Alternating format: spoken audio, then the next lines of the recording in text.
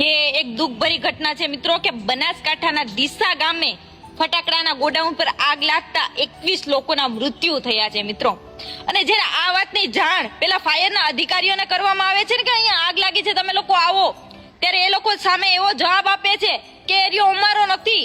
અરે વિચાર તો કરો, ઓલા લોકો મોતના મોઢે લડે છે અને આ લોકો અહીંયા એરિયાની વાત કરે છે।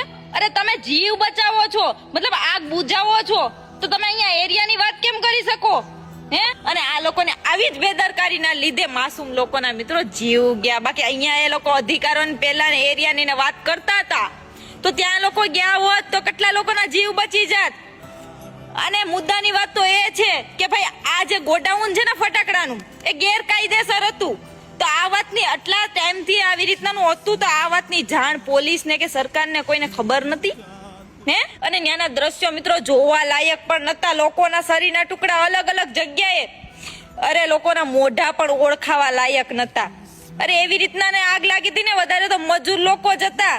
હું ભગવાનને એક જ પ્રાર્થના કરું છું, એ ભગવાન આ લોકોને દિવ્યાત્માને શાંતિ આપજો અને ખાસ કરીને એના પરિવારને સહન શક્તિ આપજો। અરે મેં જયારે આ સમાચાર મિત્રો સાંભળ્યા ને ત્યારે મને આમ અંદરથી આમ ધ્રુજારી ઉપડી ગઈ। કીધું ઓય બાપા, તમે જો આ પરિવારની વેદના તો તમે જો।